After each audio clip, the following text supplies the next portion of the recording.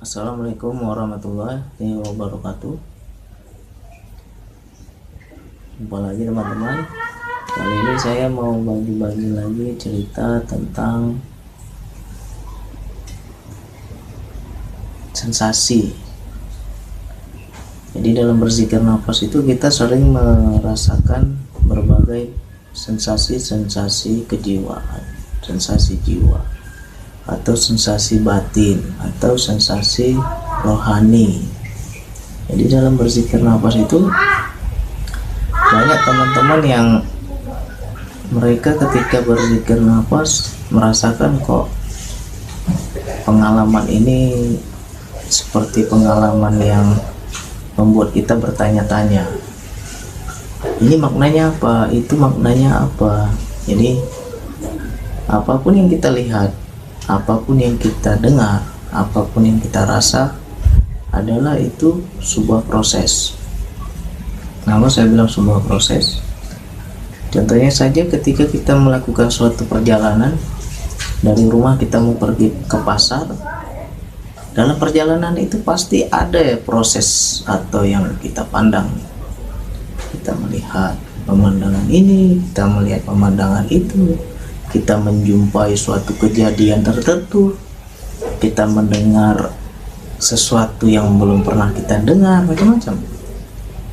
Jadi yang sangat sering itu bagi pelaku DN itu adalah suara-suara di kepala.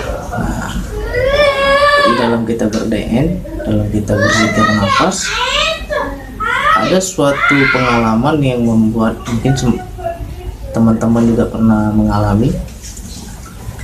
Ketika kita ber-DN itu banyak sekali suara di dalam kepala. Seperti ada yang membisiki ini, ada yang membisiki itu, seperti ada suara orang ngobrol. Kadang sampai seperti berada di atas, di tengah pasar. Nah, saking ramainya.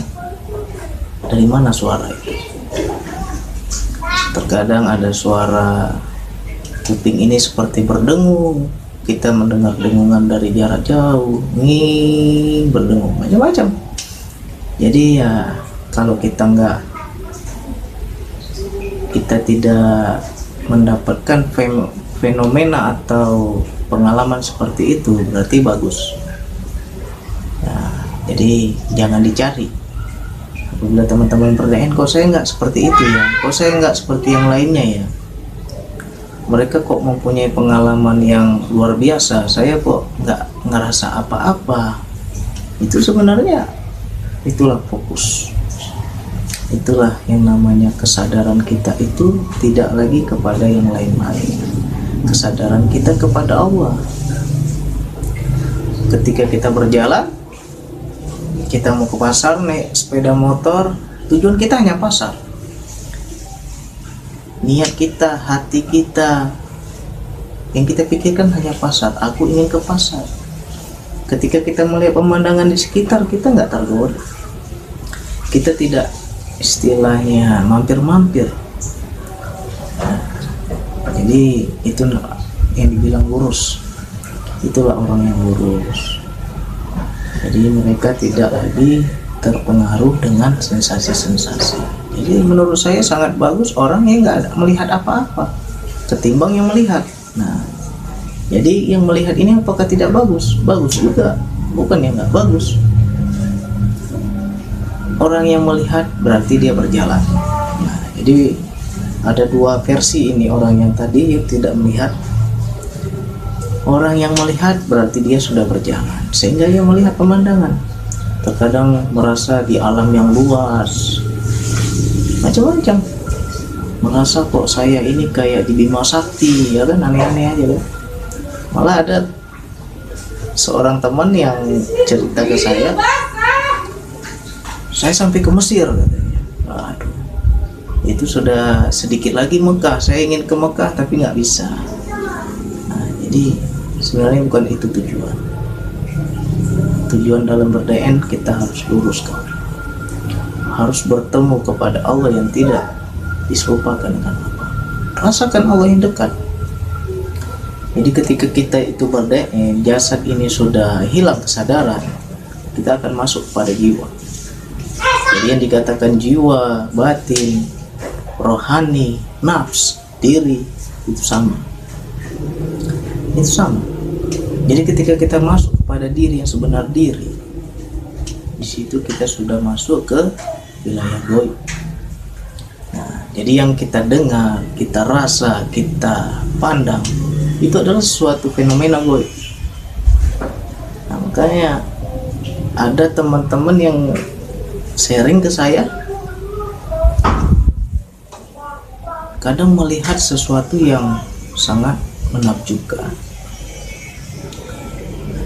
Kalau dengan mata kasar nggak bisa melihat, dengan pandangan jasmani, jasad ini nggak bisa melihat. Tetapi ketika berdehen, mereka melihat sesuatu.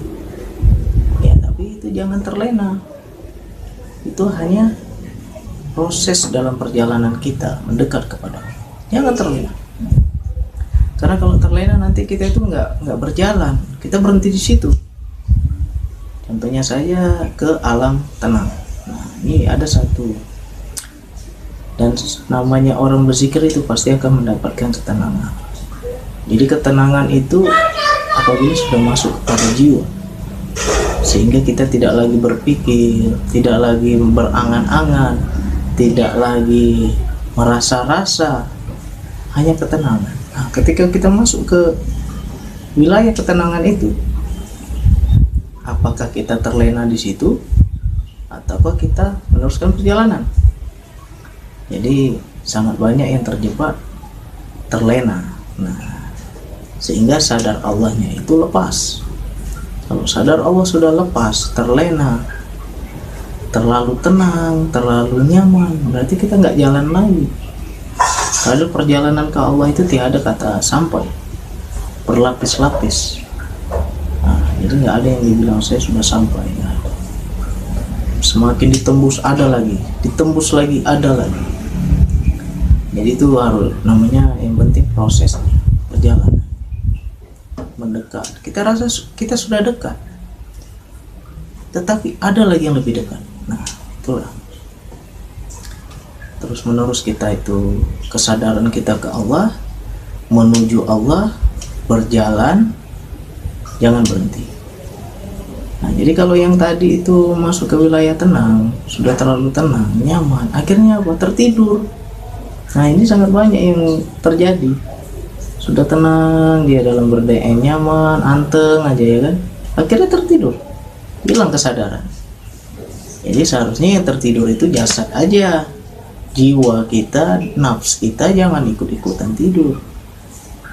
Harus aktif, harus sadar, harus terjaga, harus fokus ke Allah.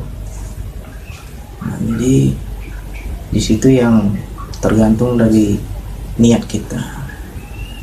Dalam berdeen itu niat kita apa?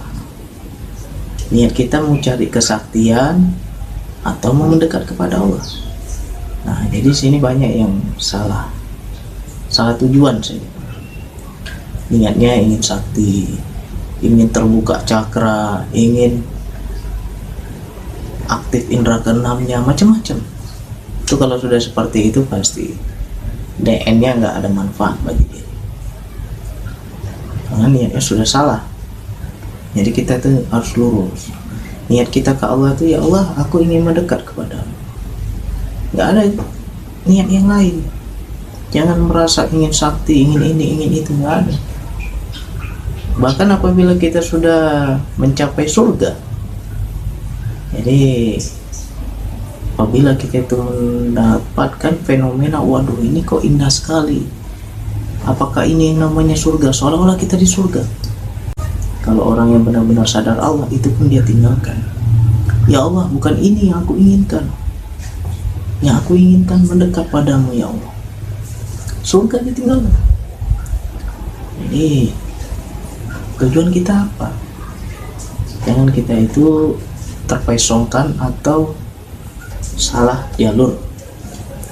Jadi dalam berdaya itu nggak ada cari sakti, nggak ada cari ini cari itu.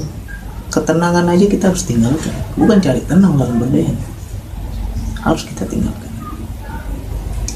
Jadi ketika kita itu merasakan kok banyak suara, itu suara dari mana?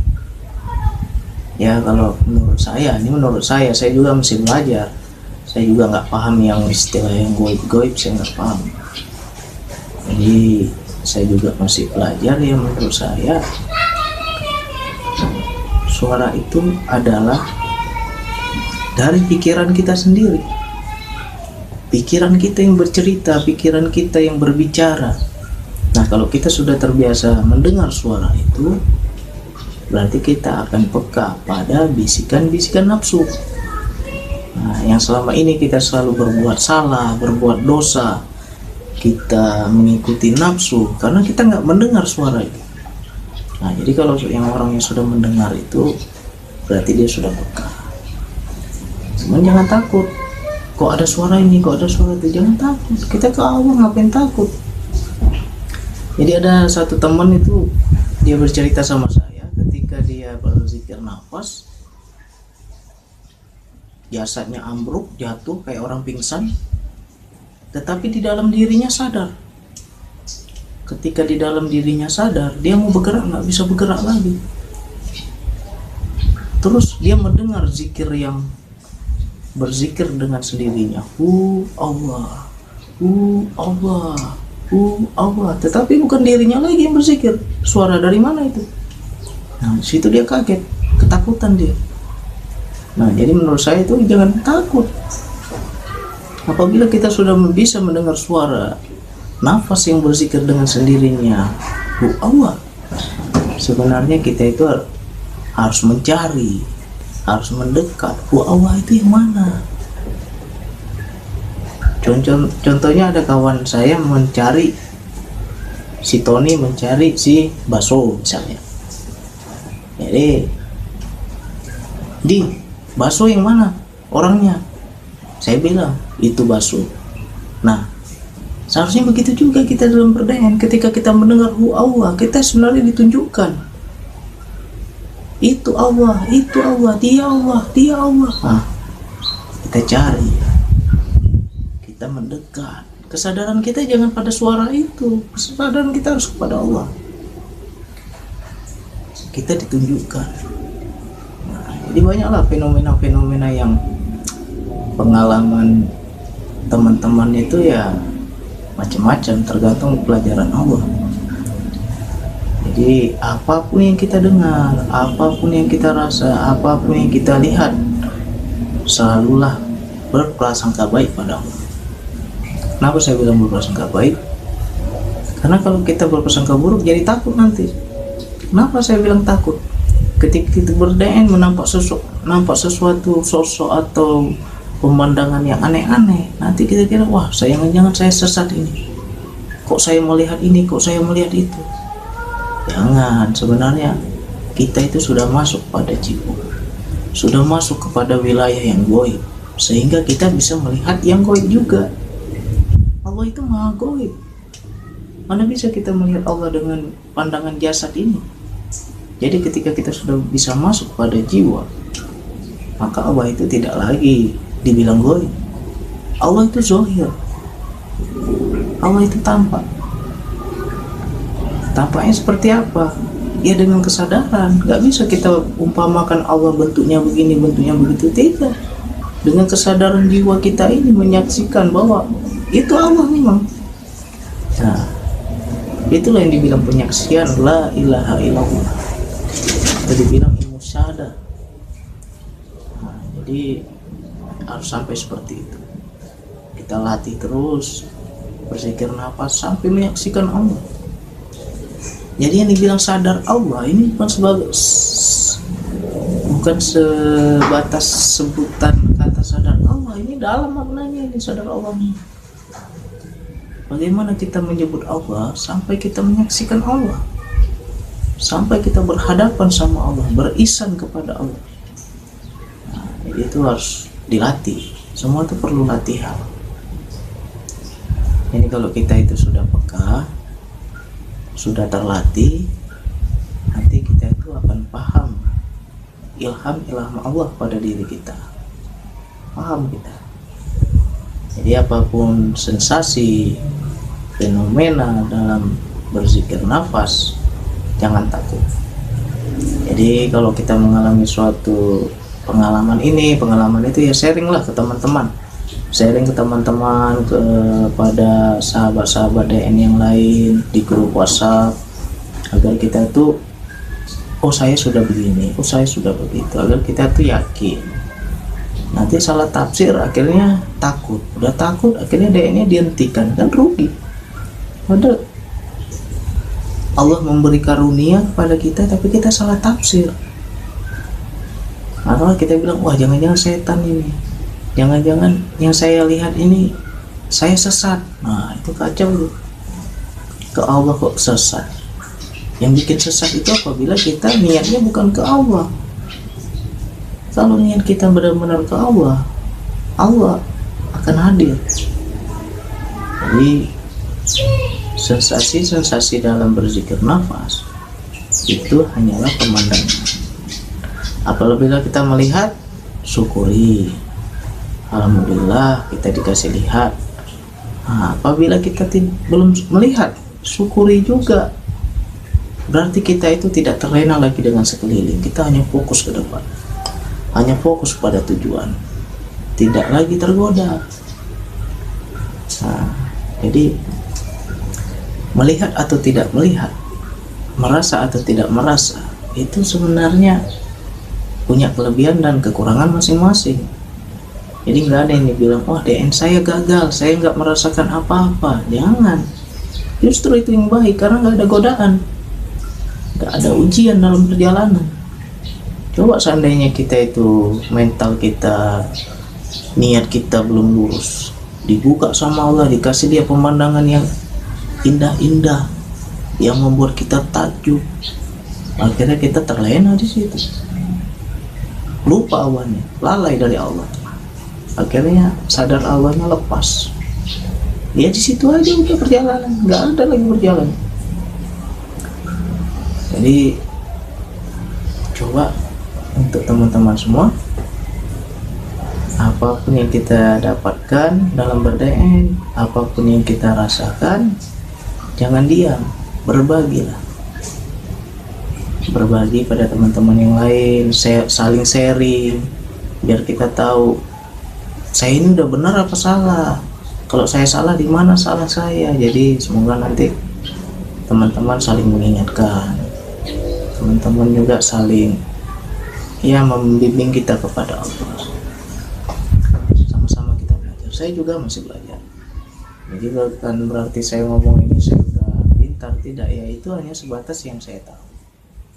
Saya berbagi, semoga teman-teman yang lain juga benar-benar pada DN ini serius, sungguh-sungguh. Nah jadi nggak ada yang kata gagal. Kita ke Allah itu tidak mencari apa-apa, tidak ingin apa-apa, hanya ingin mendekat kepada Allah. Mendekatlah sampai kita itu menyaksikan. Sekian dari saya. Wassalamualaikum warahmatullahi wabarakatuh.